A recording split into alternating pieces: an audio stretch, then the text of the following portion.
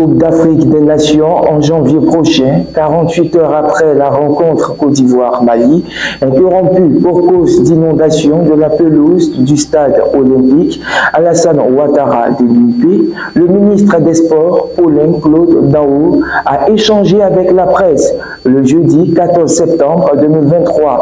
Face aux journalistes, le patron du sport ivoirien a présenté ses excuses aux nombreux Ivoiriens qui ont fait le déplacement pour soutenir les éléphants le mardi 12 septembre dernier.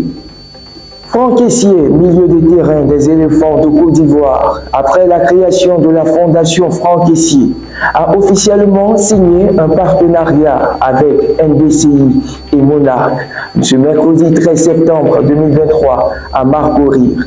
Ce partenariat vise à soutenir la Fondation Franck Kessié dans divers domaines sociaux et éducatifs, tout en offrant aux fans de Planète l'opportunité de rencontrer Franck Kessié en toute simplicité.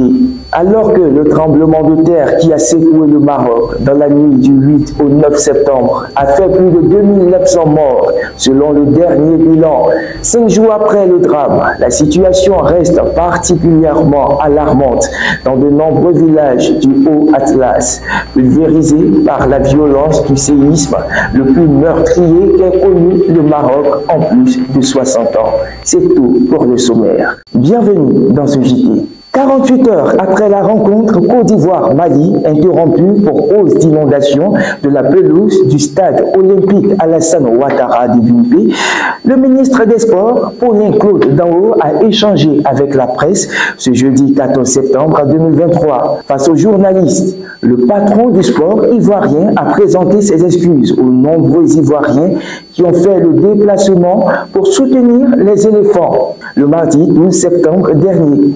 Il a par ailleurs dit comprendre la vive réaction des Ivoiriens. Cependant, il leur a demandé de se rassurer quant à la capacité de la Côte d'Ivoire à organiser la plus belle CAN jamais organisée. À la demande de la direction de la communication du ministère, en liaison avec l'ONS, le BINET et toutes les parties prenantes, nous avons voulu que vous veniez voir ce que le gouvernement avait dit.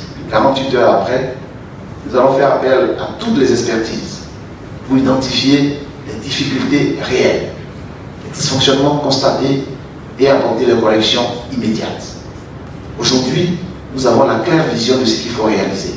Nous exprimons nos regrets aux Ivoiriens et à ce nombreux supporters qui auraient voulu qu'on aille jusqu'au bout. Je voudrais saisir l'opportunité aussi pour présenter nos regrets à nos frères maliens qui se sont déplacés, qui sont venus et qui n'ont pas pu aller jusqu'au bout de leur préparation parce que c'est une équipe qualifiée. Elle a un agenda de préparation et dans cet agenda de préparation, il y avait ce match.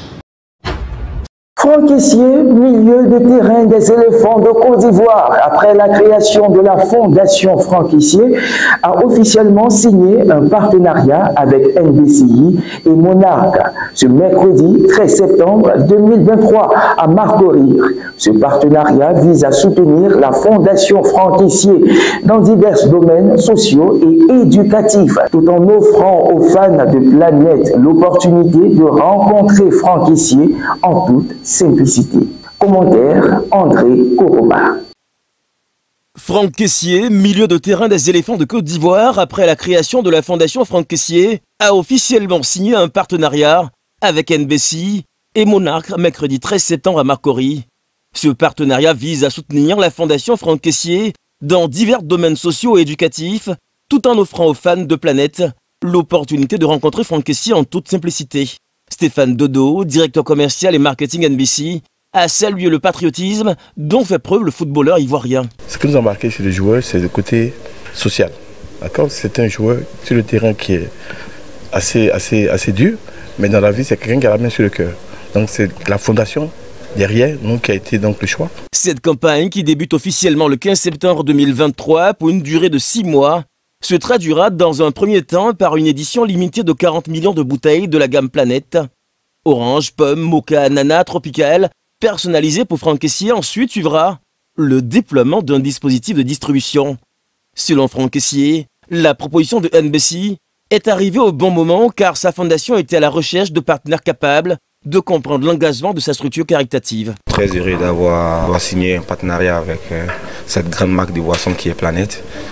Donc, dans un premier temps, on travaille plus du côté de la fondation pour aider les personnes qui sont dans les besoins et donner un coup de main aussi à des personnes malades et aussi accompagner les enfants dans l'éducation. La Fondation Franck Kessié, dans ses actions, s'est donné pour but de contribuer à la rénovation de 5000 écoles. Cette action a déjà pris effet dans le village natal du footballeur Zebi Zekou à Gagnois avec 2 écoles primaires.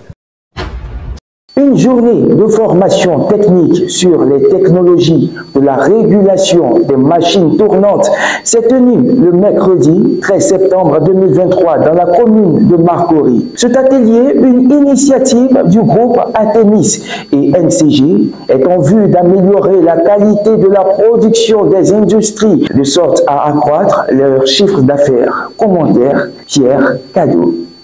César Ndri, jeune entrepreneur ivoirien et fondateur de Atemis, un atelier de maintenance, ingénierie et services créé il y a 2 ans, qui a pour mission première d'apporter ses solutions locales aux problématiques des industries en termes de régulation des machines tournantes. Mercredi 13 septembre 2023, en partenariat avec NCG Wouad, il a initié un atelier axé sur la maintenabilité de régulation des machines tournantes. Au cours des séances de formation, les différents industriels de sociétés de grande renommée ont échangé avec la première entreprise de régulation des équipements industriels. La régulation des machines tournantes, la sécurité et le pilotage ont été les modules abordés. On a réuni dans cette salle différents industriels dans des sociétés de renom en Côte d'Ivoire pour parler de maintenabilité, de régulation des machines tournantes. C'est une activité quand même qui est critique en termes pour les industriels, en termes de machines tournantes. On parle de turbo-atténateurs, on parle de turbo-compresseurs, on parle des machines qui ont un coût très important, pour lesquelles la maintenance a toujours été assurée par des entreprises qui venaient d'ailleurs. Aujourd'hui, on propose en Côte d'Ivoire une solution locale en partenariat avec le représentant en France et en Afrique francophone de la première marque de produits de régulation. Donc aujourd'hui, c'était une façon pour nous de présenter Atemis, le partenariat Atemis et NCG, et aussi dire à tous les industriels qu'en Côte d'Ivoire, on a maintenant une solution locale, tout ce qui est régulation des machines tournantes. Constantin Vidzileos, responsable de zone commerciale de NCG, expert spécialiste dans la régulation de vitesse, conférencier à l'occasion, a annoncé le déploiement de sa structure dans toute l'Afrique francophone. Après le Maghreb, le Sénégal, aujourd'hui, il vise la Côte d'Ivoire. Aujourd'hui, nous, on est ici pour présenter nos compétences, puisque nous sommes des spécialistes, nous sommes des prestataires de services, on est à la base des techniciens.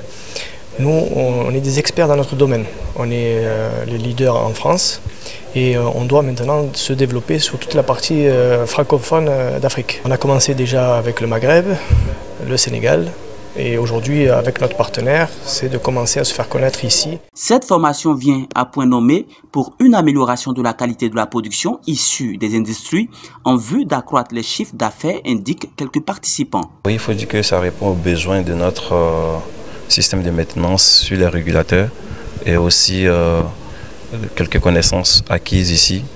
Mais le reste, ça reste à venir par la suite. On a demandé à faire une visite de notre site afin de pouvoir checker et voir réellement quels sont les régulateurs qu'on a sur site et venir nous proposer des solutions typiques à notre problème. La majeure partie des cas au niveau des entreprises, même en Côte d'Ivoire, il y a ce qu'on appelle le problème des pièces de rechange. Voilà, parce que déjà, ce sont des machines qui sont anciennes et les constructeurs souvent n'existent même plus.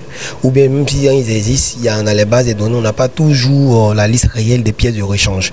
Et donc, dans le cadre de la formation que nous avons faite aujourd'hui, il y a vraiment 2 volets. Le premier aspect que nous avons retenu de cette formation, qui est d'ailleurs la très bienvenue, c'est qu'aujourd'hui, nous avons un acteur qui vient se présenter pour nous apporter des solutions en ce qui concerne les pièces de rechange, qui est un problème majeur pour les entreprises. Ça, c'est vraiment le premier volet. Le deuxième volet, nous passons aujourd'hui dans un monde qu'on appelle un monde dans une sorte d'amélioration continue. Et dans le cadre de l'amélioration continue, nous devons passer à ce qu'on appelle la modernisation.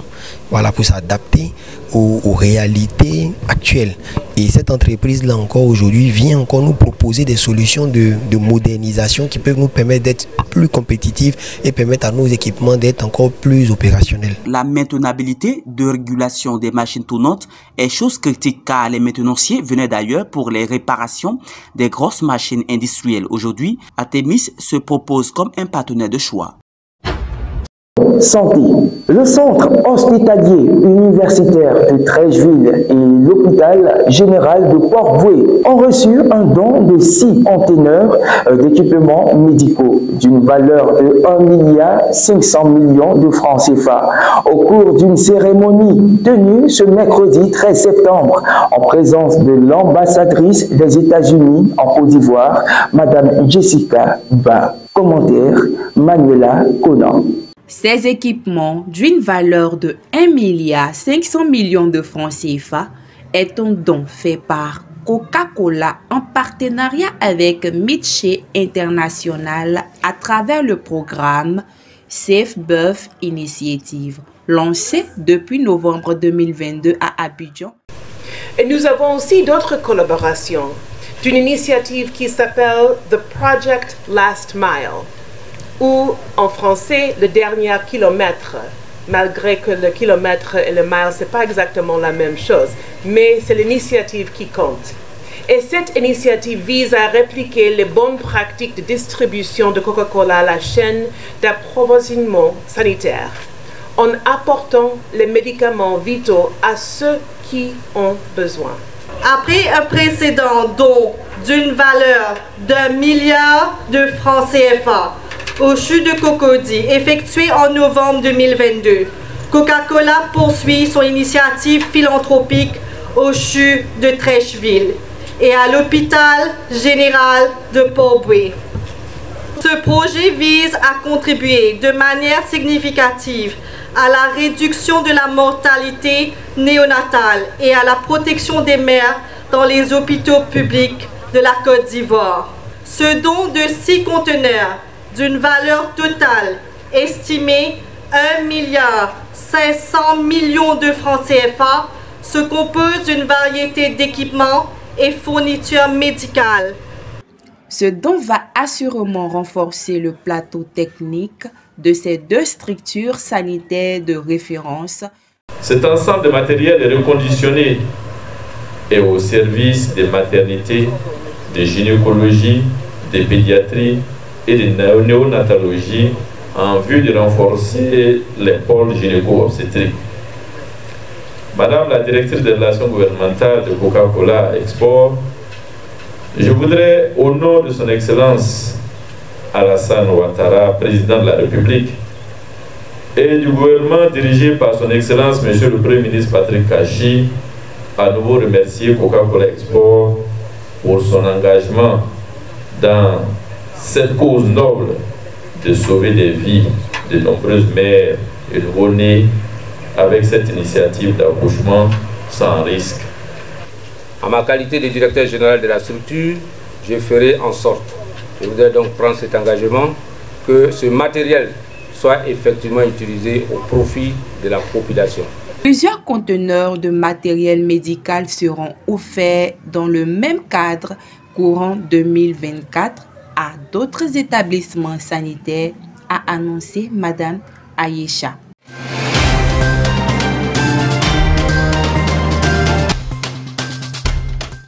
À l'international, le bilan du séisme qui a frappé le Maroc vendredi soir s'alourdit encore. Près de 2500 victimes ont été enregistrées à ce stade et presque autant de blessés. Un bilan qui risque de s'alourdir au gré des recherches dans les décombres. Ce séisme de magnitude 7 a rayé de la carte des villages et les habitants sont démunis, attendant des aides. Les maisons qui ne sont pas écroulées sont la plupart du temps fissurées et inhabitables.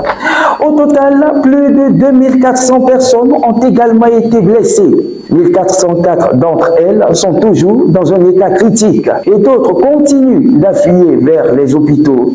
À Marrakech, des milliers de personnes, résidents ou touristes, donnent leur sang. Ce séisme est le plus meurtrier au Maroc depuis celui qui avait détruit Agadir en 1960. Près de 15 000 personnes, soit un tiers de la population de la ville, avaient péri. Point final de ce JT, merci de nous avoir suivis.